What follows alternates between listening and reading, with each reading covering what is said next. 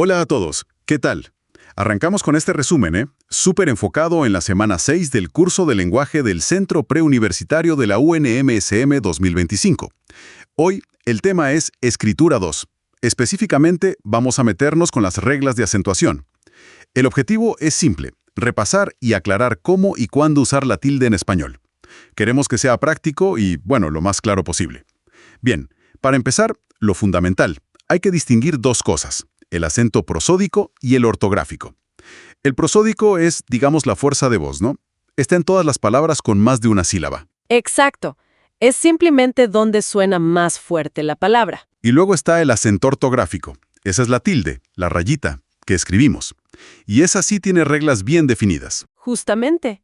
Y para aplicar esas reglas, lo primero es saber cuál es la sílaba tónica, o sea, la que pronunciamos con más fuerza.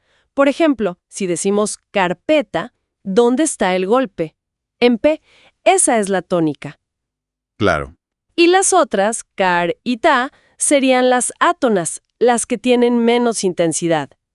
Identificar la tónica es el paso cero. Y según donde caiga esa sílaba tónica, clasificamos las palabras. Esto es como el mapa, ¿no? Ajá.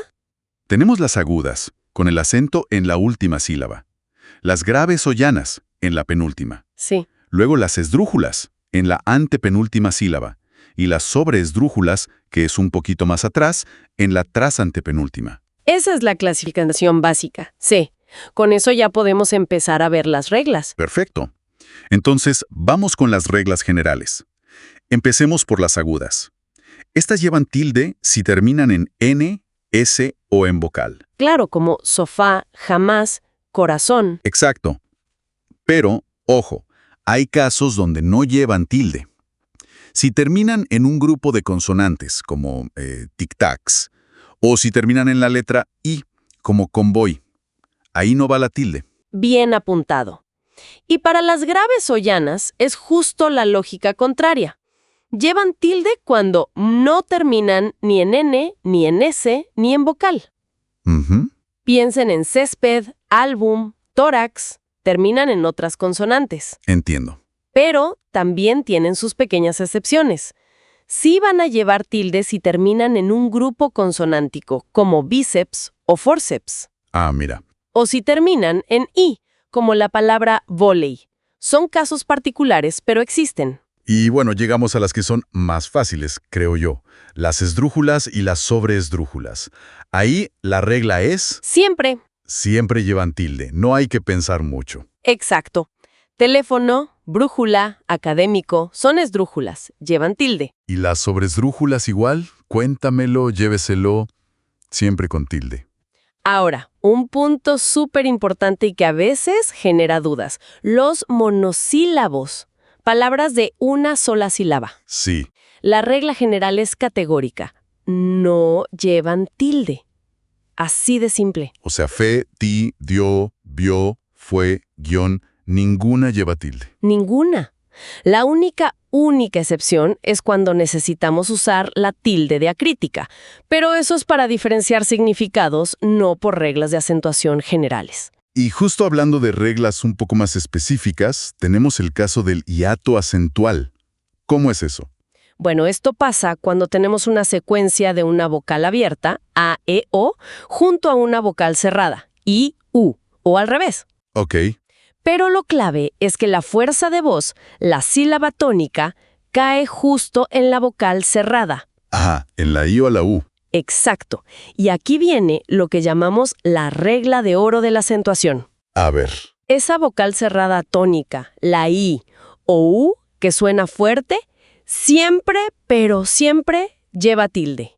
No importa nada más. Aunque la palabra sea grave y termine en vocal, por ejemplo. No importa. Esta regla del hiato acentual está por encima de las generales. Por eso ponemos tilde en pa, is, le, i, grúa, reúne. Entendido. La tilde ahí marca que esa vocal cerrada es fuerte y se separa de la abierta. Justamente, conserva su sonido. Perfecto, clarísimo. Hacemos una pequeña pausa aquí Queremos invitarles a que se suscriban al canal y activen la campanita para que no se pierdan los próximos resúmenes que vayamos subiendo. Y recuerden, si quieren profundizar, el mapa mental completo de este tema y la clase desarrollada, todo está disponible para descargar. Busquen el enlace en la descripción del video o en el primer comentario fijado. Continuamos, retomando eso que mencionaste de la tilde diacrítica en monosílabos. Sí, Es que es fundamental, ¿no? Sirve para distinguir palabras que se escriben igualito pero significan cosas distintas o tienen funciones gramaticales diferentes. totalmente. Son pocos pares, pero se usan todo el tiempo. Hay que tenerlos claros. ¿Hacemos un repaso rápido? Dale. Por ejemplo, él con tilde, pronombre personal, Sí, frente a él sin tilde, el artículo. Él llegó versus el perro. Tú, pronombre, sí, versus tú, posesivo. Tú sabes versus tu libro. Mi pronombre sí, versus mi posesivo, o la nota musical. Para mí versus mi nota. sí, de afirmación o pronombre reflexivo. Sí versus sí condicional o nota musical. Sí quiero o volvió en sí versus si vienes. De del verbo dar Sí, versus de proposición. Que te dé algo versus libro de papel. Sé del verbo saber o ser sí, versus sé pronombre. Yo sé o sé bueno versus se cayó. Té la bebida sí, versus te pronombre. Un té caliente versus te vi, más. de cantidad. Más que significa pero. Quiero más vino más tarde. Y el último par común, aún con tilde, que es todavía. Ajá. Aún sin tilde, que significa incluso. Aún llueve versus aún así iré.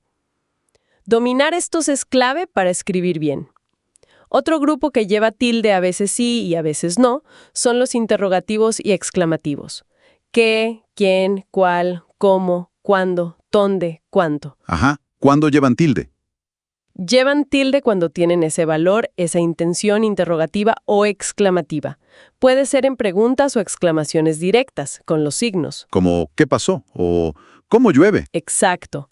O también en las indirectas, que no llevan signos pero mantienen ese sentido de pregunta o exclamación. Por ejemplo, Pregúntale dónde vive. No sabes cuánto lo siento.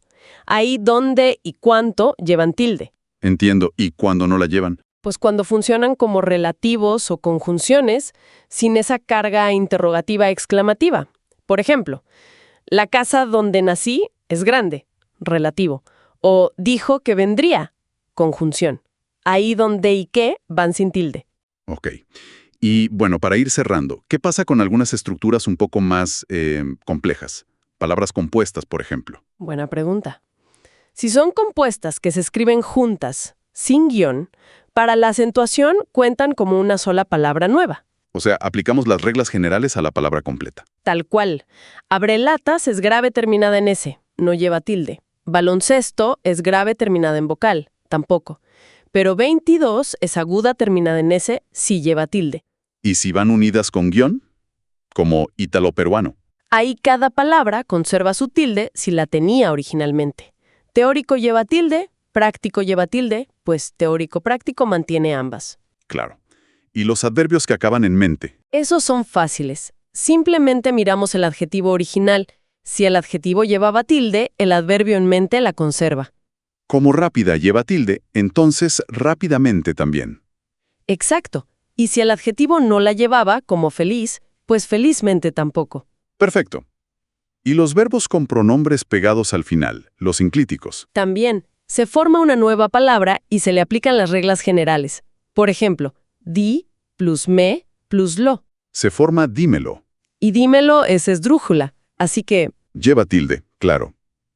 Y ya para terminar, una pincelada sobre los extranjerismos y latinismos. ¿Cómo va la tilde ahí?